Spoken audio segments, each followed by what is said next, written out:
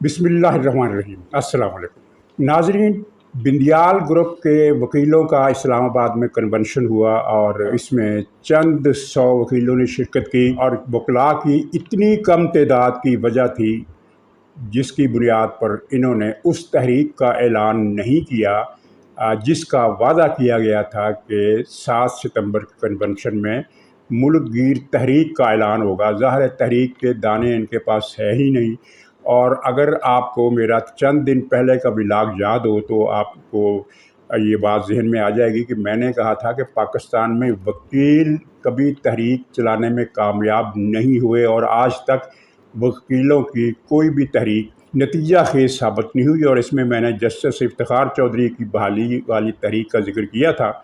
اس میں افتخار چودھری کو سننے کے لیے ہر جگہ لوگ ضرور آئے، لیکن وکیل کوئی قابل ذکر تحریک نہیں چلا سکے، نہ ہی اس تحریک کا کوئی امپیکٹ مرتب ہوا۔ اور اگر یہ افتخار چودھری اور دوسرے جج بحال ہوئے تو وہ اس وقت ہوئے جب ایک سیاستدان نے معاملہ اپنے ہاتھ میں لیا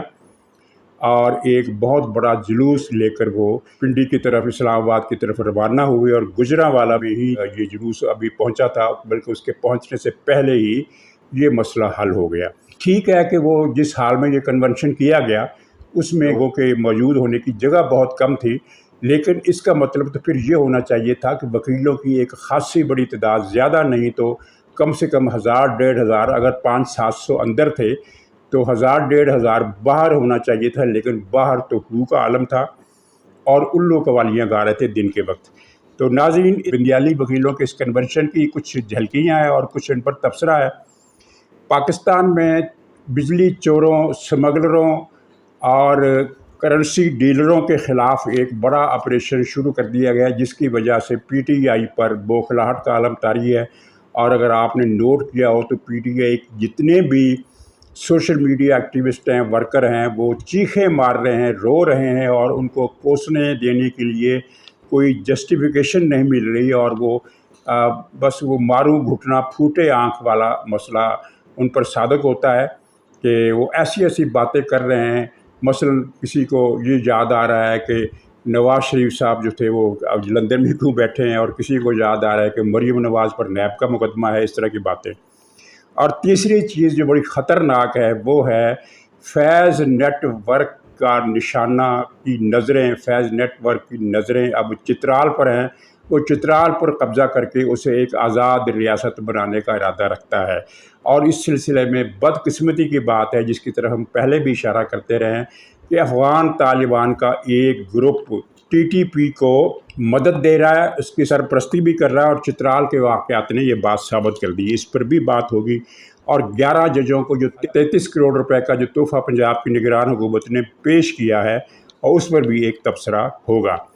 تو ناظرین، یہ کنونشن جو تھا اس میں وکلاء تحریک کے جو ماضی کی وکلاء تحریک تھی، اس میں آپ نے دیکھا ہوگا کہ کم سے کم 2.5-3 درجن وکیل رہنما کراچی کے، بلوچستان کے، پختونخوا کے، پنجاب کے، ہر جگہ کے، یعنی نمایاں قد آور لیڈر جو تھے وہ اس تحریک میں شریک ہوتے تھے، اور اس کے ہر جلسے میں ان کا خطاب ہوتا تھا۔ تو اس کنونشن میں سوائے بابر اعوان، اعتزاز احسن کھوسہ اور اس طرح کے چند ایک اور ٹاؤٹ قسم کے جو لیڈر ہیں، نام نہاد لیڈر ہیں وکیلوں کے، ان کے علاوہ کوئی قابل ذکر نام اس کنونشن میں خطاب کرنے کے لیے نہیں پہنچا۔ ہاں، ایک بات حیرت کی ہے کہ چودھری محمد علی صاحب کا بزرگ بیٹا، وہ کیا نام ہے اس کا، قاضی انور، وہ جو تھا چودھری انور ہے کہ قاضی انور ان کا نام ہے، وہ یعنی اس خطاب میں، اس کنونشن میں شریک ہوا، اور ایک نہایت ہی بونگی قسم کی تقریر اس نے کی۔ سمجھ میں نہیں آتا کہ اس بزرگی کی عمر میں اسے ان عناصر کے ساتھ اپنا جرانہ گانٹھنے کی کیا ضرورت پڑی جو کھلم کھلا ریاست پاکستان کے وجود کے خلاف ہیں۔ تو بہرحال اس بندیالی وکیلوں کے گروہ نے جو کنونشن کیا، اس میں جو قابل ذکر بات تھی کہ وہ بندیال کو غیرت دلانے کی کوشش کرتے رہے، اور تقریباً ہر مقرر نے بندیال کو رگیدا اور کہا کہ ہمیں ایسے بزدل چیف جسٹس کی ضرورت نہیں ہے۔ دراصل وہ اس سے جو توقعات باندھے ہوئے تھے وہ پوری نہیں ہو سکی۔ حالانکہ ایک وہ مقرر نے کہا کہ بندیال صاحب نے کچھ بھی نہیں کیا، مایوس کیا، حالانکہ کچھ کیوں نہیں کیا، پاکستان کی معیشت کا بیڑا غرق کر دیا ہے۔ ریاست پاکستان کی وجود کی بنیادیں اس نے ہلا کر رکھ دی ہیں اپنے غیر آئینی، غیر قانونی، غیر اخلاقی فیصلوں کے ذریعے سے۔ اب اس کے علاوہ وہ کیا چاہتے ہیں کہ یہ بندیال ایک آرڈر جاری کرے کہ اسلامی جمہوریہ پاکستان کا جو وجود ہے آج سے کل عدم تصور ہوگا، تبھی ان کی تسلی ہوگی۔ بہرحال اس میں چند سو نیلسن منڈیلے ملک بھر سے شریک ہوئے، اور ان نیلسن منڈیلوں میں سے کسی کو جرأت نہیں ہوئی کہ وہ آرمی چیف کا نام لے سکیں۔ ہر مقرر آ کر یہ کہتا رہا کہ ڈرنے کی ضرورت نہیں ہے، ایک جرنیل کے خلاف آپ نعرے لگا رہے ہیں، ایک جرنیل کا نام لے رہے ہیں، ایک جرنیل کے لفظ استعمال کر رہے ہیں، بے جھجک بے دھڑک ہو کر ایک جرنیل کا نام لے کر اس کے خلاف بات کرو۔ یہ مختلف لوگوں نے بار بار کہا جرأت دلانے کے لیے، اور ایک نیاز اللہ نیازی نام کا ایک وکیل ہے، اسی کا عمران نیازی کا کوئی بھانجا بھتیجا چاچا ماما ہوگا، اس نے کہا کہ آپ ڈرتے کیوں ہیں، آپ ایک جرنیل کا لفظ کیوں استعمال کرتے ہیں، آپ اس کا نام لیں، بہادر بنیں۔ اور اس نے خود بھی ایک جرنیل ہی کی بات کی، ایک جرنیل کا نام نہیں لیا کہ وہ کس جرنیل کے خلاف بات کر رہے ہیں۔ اور اس کے بعد اور اس سے پہلے بھی جو آئے، جتنے بھی آئے، یہاں تک کہ وہ جو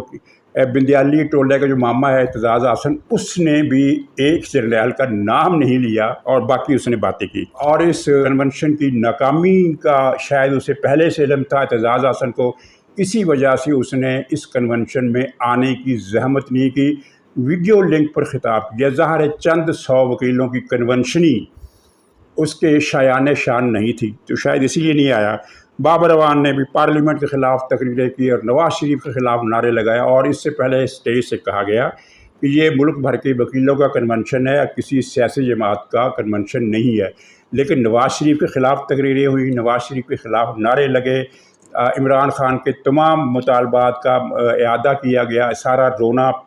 پیٹنا وویلا جو بھی ان کا وہ شام یتیمہ اور شام مسکینہ تھی، وہ سارے کے سارے کا محور جو تھا عمران خان اور اس کے مطالبات تھے۔ اور بندیال کو یعنی وہ غیرت دلاتے رہے کہ تمہارے آخری دن ہیں، تم کچھ کر جاؤ، تم بزدل ہو، تم کچھ نہیں کر سکتے، تمہارے جیسے بزدل لیڈروں کی ضرورت نہیں۔ لاہور ہائی کورٹ بار کی ایک خاتون ہے رابعہ نعیم کے، ربیہ نعیم اس طرح کا کوئی نام ہے، رابعہ باجوہ، اس نے تقریر میں ایک جرنیل سے کہا کہ ایک جرنیل صاحب آپ کو کس نے اختیار دیا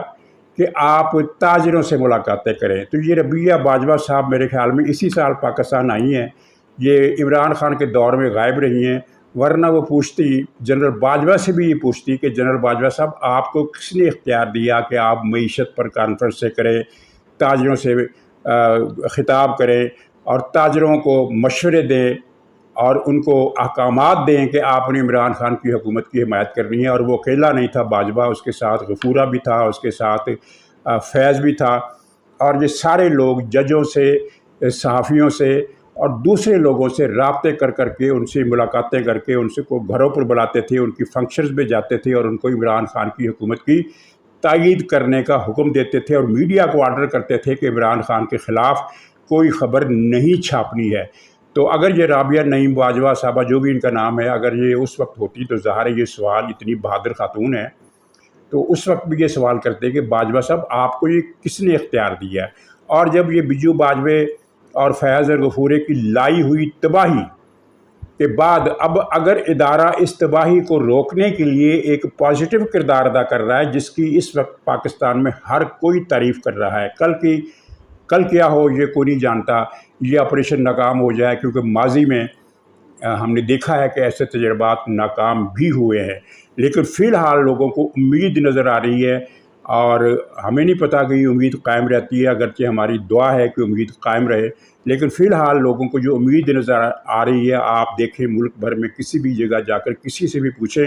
وہ اس اصولی بحث میں نہیں پڑتا کہ کس کا کیا اختیار ہے، کس کو کیا کردار ادا کرنا چاہیے، وہ اس آپریشن کی تعریف کر رہا ہے۔ لیکن یہ جو بندیالی وکیلوں کا کنونشن ہے، سب سے بڑا لطیفہ تو اس کو یہی ہے کہ یہ بندیال گروپ کا کنونشن تھا، جس کا صدر وہ سپریم کورٹ بار کا صدر ٹاؤٹ، مشہور ٹاؤٹ، اعترافی ٹاؤٹ، کیونکہ اس کی آڈیو آ چکی ہے کہ وہ لین دین کا سودا کرا رہا ہے جج اور پرویز الہی میں، ابھی اس کے علاوہ اور ٹائپ کسے کہتے ہیں۔ تو ابو زبیری گروپ کا یہ جو بھی تھا، تو اس نے جو تقریریں کی اس میں بندیال ہی کو گالیاں دی گئی، اور ظاہر ہے یہ گالیاں مایوسی کا مظہر تھی، اور کنونشن کا جو موڈ تھا وہ جوش و جذبات سے خالی تھا، مایوسی اور فرسٹریشن اور گالم گلوچ کا موڈ زیادہ تھا۔ ظاہر ہے ایک شام مسکینہ، شام یتیمہ کا سما تھا، تو اس میں پھر اپنوں کو بھی کوسا، دوسروں کو تو کوسنا ہی تھا، اپنوں کو بھی کوسا، بندیال کو کوسا اس بنیاد پر کہ تم نے اب تک کیا ہے۔ اور ان کی مقررین کی ذہنی حالت کا اندازہ آپ اس طرح لگائیں کہ اجلاس میں، اس کنونشنی میں مطالبہ کیا گیا بندیال سے کہ وہ 14 مئی کے فیصلے پر عمل کرائے۔ اب اس پر کوئی تبصرہ کرنے کی ضرورت ہے کہ جس شخص نے یہ مطالبہ لکھا اور جس کو اعلامیے میں پاس کیا گیا، ان لوگوں کی ذہنی حالت کیا ہوگی۔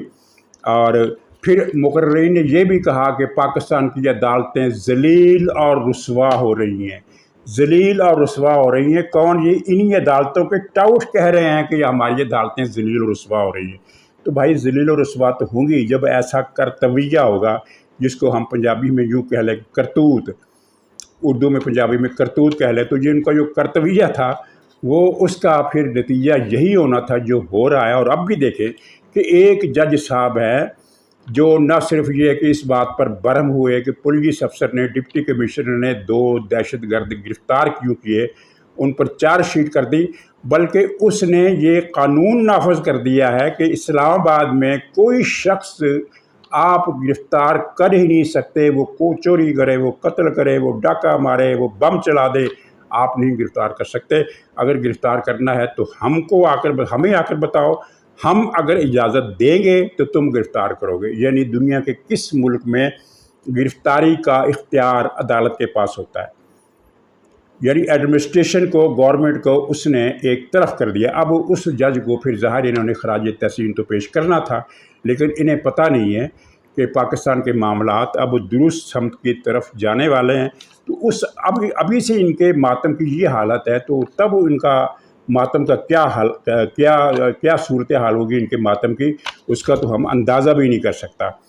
پھر جناب اعتزاز نے ایک اور بات کی، اس نے کہا کہ بندیال صاحب خدا کا واسطہ ہے، آپ خدا کا واسطہ دیا، بھگوان کا واسطہ دیتے تو زیادہ اچھا تھا۔ خدا کا واسطہ ہے کہ فوجی عدالتوں کے خلاف فیصلہ سنا دو، کوئی تمہیں کچھ نہیں کہے گا۔ مطلب یہ ہے کہ اعتزاز حسن یہ لوگوں کو بتا رہا ہے کہ بندیال فوجی عدالتوں کے خلاف فیصلے اس لیے نہیں دے رہا کہ اسے ڈر ہے کہ کوئی اسے کچھ کہے گا۔ اچھا میں یہ بتا دوں کہ اسے کچھ کہنے کی نوبت آنے والی ہے، اعتزاز تسلی رکھے۔ تو پھر تحریک کا اعلان نہیں کیا، لیکن اعتزاز نے تقریر میں اور 1-2 اور مقرروں نے بھی یہ کہا کہ ہم جلد سڑکوں پر ہوں گے۔ اگر تو آپ کی یہی گنتی ہے تو پھر میرا خیال ہے آپ کنونشن سینٹر کے اندر ہی رہیں، باہر نہ نکلیں، بڑی بے عزتی ہوگی، بڑی پسپائی ہوگی، اور آپ یوتھیوں کی مایوسی میں اضافے کا باعث بنیں گے۔ ویسے آپ نے سڑکوں پر کیا آنا ہے؟ آپ پورے کنونشن میں آپ نے ایک جرنیل کی تکرار کی، اس کا نام لینے کی تو جرت نہیں کر سکے آپ، تو آپ نے سڑکوں پر آ کر کیا کرنا ہے؟ اور اگر آئے بھی تو کیا کر لیں گے؟ لطیف کھوسا ہوگا، اعتزاز حسن ہوگا۔ اب انہوں نے وہ جو تحریک کا جو اعلان کرنا تھا وہ تو نہیں کیا، لیکن یہ پتہ نہیں 14 تاریخ کو انہوں نے عدالتوں کا بائیکاٹ کرنا ہے۔ تو ماشاءاللہ عدالتوں کا بائیکاٹ آپ مستقل ہی کرتے ہیں، ایک دن کا بائیکاٹ کیوں کرتے ہیں؟ یہ اس ملک پر بھی احسان ہوگا۔ ناظرین، آپریشن کی وجہ سے چیخیں اٹھ رہی ہیں، چیخیں سنائی دے رہی ہیں، اور لوگ یہ پی ٹی آئی کے یہ کیمپ پر اس کی وجہ کیا ہے؟ اس کی وجہ ہے کہ بجلی چوروں میں بے شک ہر پارٹی کے لوگ ہیں۔ کل لاہور میں جو آپریشن ہوا اس میں کوئی 350 350 کے قریب بجلی چوری کے کیس پکڑے گئے، اور ان میں مسلم لیگ کا لیڈر بھی شامل ہے اور دوسری پارٹیوں کو بھی ہیں۔ لیکن جہاں بھی یہ کارروائی ہو رہی ہے اس میں زیادہ لوگ پی ٹی آئی کے ہیں، اور یہ جو ڈالر شالر کے چکر ہے اس میں پشاور کی چوک یادگار کی کرنسی مارکیٹ بند کر دی ہے، اور وہ تمام کی تمام جو تھی وہ پی ٹی آئی والوں کی تھی، جہاں سے یہ افغانستان دھندا کرتے تھے اور ڈالر کا بحران پاکستان میں پیدا کیا۔ اور آپ نے دیکھا کہ ابھی ڈنڈا چلنا شروع نہیں ہوا صحیح طریقے سے، ڈنڈا بھی چلنا ہے۔ میں آپ کو خبر دوں کہ بجلی چوری کے آپریشن میں رینجرز کو استعمال کیا جائے گا، پھر ان کی کسی کی مجال نہیں ہوگی کہ یہ جو اب تک لوگوں کو یہ بجلی چور سڑکوں پر آ کر مظاہرے کرتے ہیں اور بلیک میل کرتے ہیں گورنمنٹس کو، تو یہ ان کی جرت یہ پھر اسی طرح نظر نہیں آئیں گے جس طرح پی ٹی آئی والے، وہ جو انقلابی تھے، جد و جہد جہاد آزادی کے مجاہد جو تھے، وہ گدھے کے سر پر سینگ کی طرح غائب ہوئے ہیں۔ 9 مئی کے بعد سے پورے پاکستان میں کوئی مجاہد ہمیں نظر نہیں آیا इसी तरह ये लोग भी नज़र नहीं आएंगे और रेंजर की मदद से बड़ा सख्त ऑपरेशन होगा, क्योंकि हर शख्स लाखों की चोरी नहीं कर रहा। इनमें बहुत बड़ी तादाद ऐसी है जो करोड़ों की चोरी कर रहे हैं, मसलन मिल, फैक्ट्रियाँ और इसी तरह के दूसरे कम्प्लेक्स जिनका एक एक महीने का कई कई करोड़ रुपए का बिल है और वो बिल नहीं देते, वो चोरी करते हैं और उसमें वापडा के अफसर अहलकार मुलव्वस हैं। यहाँ ज़मीनी तौर पर मैं ये बता दूँ कि वापडा की हालत पिछले चंद महीनों में ज़्यादा तबाह हुई है, जिसकी वजह यह है कि शहबाज शरीफ साहब ने एक सर्टिफाइड डकैत सज्जाद गनी को वापडा का चेयरमैन लगाया। सर्टिफाइड इस तरह के वो उसकी माजी में करप्शन पकड़ी जा चुकी है और उसे 2 अरब रुपए उस करप्शन पर हुक्म हुआ था कि ये इतनी रकम 2 अरब रुपए की वापस करो, फिर तुम्हारी जान बख्शी होगी। उसने डाका तो खैर पता नहीं 15-20 अरब का मारा था, 2 अरब उससे वसूल किया गया था और इतना ही वसूल किया जाता था माजी में अगर कोई पकड़ाई में आ जाए। तो शहबाज शरीफ साहब से किसी ने पूछा कि आपने इस करप्ट और नालायक और बहुत बड़े महाचोर को ये वापडा का चेयरमैन बना दिया है, तो उसने कहा भाजपा का आर्डर था। तो शहबाज शरीफ ने 1.5 साल में भाजपा के आर्डर्स पर अमल करने के अलावा कुछ नहीं किया। हाँ, एक काम उसने और किया शहबाज शरीफ ने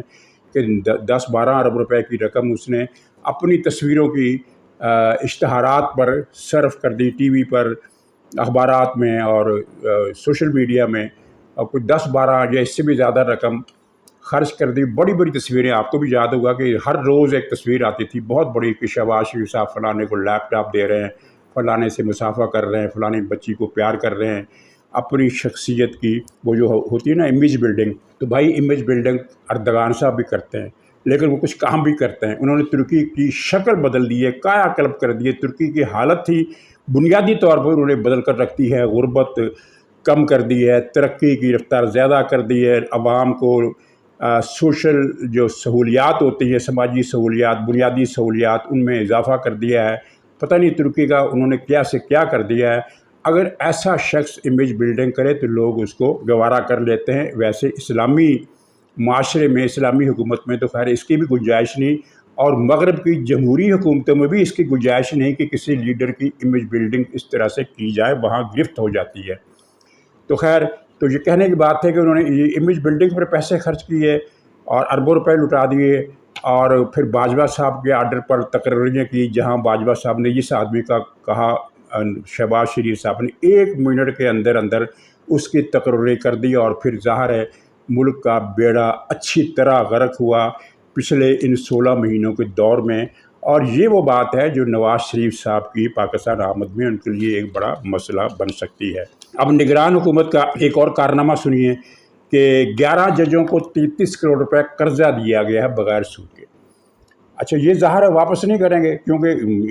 इन लोगों ने कभी को कर्जा वापस किया है। लेकिन मेरा सवाल और है कि इनको कर्जे की क्या ज़रूरत पड़ी। यहाँ तो इनको गवर्नमेंट को चाहिए था कि इन 11 जजों से मिन्नत करते कि भाई साहब, मुल्क को ज़रूरत है पैसे की, आप हमें 2-2, 3-3 अरब रुपए कर्जा दे दें। और ये 11 के 11 जज अगर 3-3 अरब रुपए भी कर्जा दे देते तो 33 अरब रुपए का इस वक्त हुकूमत के पास सरप्लस फंड होता, 33 अरब रुपए का। जजों के लिए तो 3-4 अरब रुपए का किसी को दे देना कोई मसला नहीं है, उनके पास तो माशाल्लाह अरबों खरबों रुपए की रकम होती है, उनके तो दौलत का हिसाब ही नहीं है कोई। उनमें से हर कोई टाटा है, हर कोई बिरला है। तो खैर, ये इस ऑपरेशन की अभी शुरुआत है और अभी ये बहुत आगे जाएगा। इसमें स्मगलरों के नेटवर्क भी पकड़े जाएंगे, बिजली चोरों की मद में पाकिस्तान को खरबों रुपए का नुकसान हो रहा है। इसके अलावा एक बड़ा अहम फैसला किया गया है कि मार्केटें बंद कर दी जाएंगी, 5-6 बजे के बाद मगरब के वक्त मार्केटें बंद कर दी जाएंगी। ये पूरी दुनिया में मार्केटें, दिन के खात्मे पर मार्केटें बंद हो जाती है। पाकिस्तान दुनिया का वाहिद मुल्क है जहाँ रात 12 बजे तक अरबों रुपए की बिजली फूंक दी जाती है इन बड़ी मार्केटों और दुकानों के कुमकुमों पर। और जिस हुकूमत ने इन पर हाथ डालने का, इनसे मिन्नत तरला किया, हाथ डालना तो बड़ी दूर की बात है, इन्होंने हक़ारत से उसको ठुकरा दिया। बिल ये नहीं देते, टैक्स ये नहीं देते, अरबों की बिजली ज़ाया करके मुल्क की मईशत की पुश्त में ये खंजर ये घोंप रहे हैं। तो अब जो फ़ैसला हुआ है, ये आपको ख़बर मिल जानी चाहिए कि अब इस फ़ैसले पर अमल होगा। अगरचे इसमें थोड़ी सी नज़रसानी की ज़रूरत इसलिए है कि शहरों में बेशतर आबादी मुलाजमत पेशा है, 5 बजे ऑफ़ करती है और 5 बजे मार्केटें बंद हो जाएंगी, तो इन लोगों को फिर ख़रीदारी کرنے میں بہت مشکل ہوگی، ناممکن ہو جائے گی خریداری۔ کیسے خریداری کریں گے؟ تو بجائے یہ کہ مغرب کا وقت متعین کریں، اور مغرب کا وقت بدلتا رہتا ہے کہ سردیوں میں 5 بجے ہو جاتا ہے، گرمیوں میں 7 بجے ہو جاتا ہے، اس کے بجائے ایک ٹائم فکس کر دیں کہ گرمیاں ہوں یا سردیاں ہوں، 7 بجے یا 6:30 بجے، 7 بجے یہ مارکیٹیں بند ہو جائیں گی، تاکہ جن لوگوں نے خریداری کرنی ہے وہ کر لیں، اور اس کے بعد پھر یہ کلچر ڈیولپ ہو کہ صبح کے وقت مارکیٹیں کھلیں، جس طرح پوری دنیا میں کھلتی ہیں، اور جس طرح ساری دنیا میں شام کو بند ہوتی ہیں، پاکستان میں بھی شام کو بند ہوں، اور اس فیصلے پر اکتوبر کے شروع میں عمل درآمد ہو جائے گا، اور یہ ایک بہت بڑی اور مثبت خبر ہے۔ ناظرین، بنڈو میں بھی کل حملہ ہوا پاکستان کے فوجی قافلے پر، لیکن وہ ناکام بنا دیا گیا۔ اس سے پہلے چترال میں 2 حملے ہوئے، ایک افغان بارڈر کی طرف سے کیے گیا، جس سے پتہ چلتا ہے کہ افغان طالبان کی حکومت میں وہ دھڑا جو اینٹی پاکستان ہے وہ من مانی کر رہا ہے اور کھل کھیل رہا ہے، اور ان کی سرپرستی ٹی ٹی پی کو میسر ہے۔ ٹی ٹی پی کا مطلب ہوتا ہے تحریک طالبان پاکستان۔ تو اس ٹی ٹی پی کے ساتھ پاکستان کا لفظ کچھ عجیب نہیں لگتا، ان کا نام ہونا چاہیے ٹی ٹی ایس، تحریک طالبان شیطان۔ تو ان کے پاس امریکہ کا جدید اسلحہ ہے، اس جدید اسلحے کی مدد سے چترال میں انہوں نے 2 حملے کیے، لیکن جدید ترین امریکی اسلحے اور بارڈر پار سے ان کی پوری کمک ملنے کے باوجود پاکستانی فوج نے یہ حملہ ناکام بنا دیا۔ 2 جوان شہید ہوئے، 12 بندے ان کے مارے گئے، اور 30-35 زخمی ہوئے، بلکہ شاید زیادہ ہی زخمی ہوئے۔ اور یہ جو فیض نیٹ ورک کا یہ سارا سلسلہ ہے، فیض نیٹ ورک جہاں بھی کام کر رہا ہے، افغانستان میں بھی کام کر رہا ہے، اور جنرل فیض کے پلان کے مطابق یہ سب کچھ ہو رہا ہے، اور اب ان کا پلان یہ ہے کہ چترال پر قبضہ کر کے اسے پاکستان سے عملاً الگ کر دیا جائے۔ جنرل فیض کا خیال ہے کہ یہ کام بہت آسان ہے، اس نے اس مقصد کے لیے ٹی ٹی پی کو نقشے، رستوں کی سہولتیں، ہر چیز وغیرہ، کاغذات کی یعنی شیڈول، اور وہ کیا ہوتا ہے جنگی پلان، وار پلان،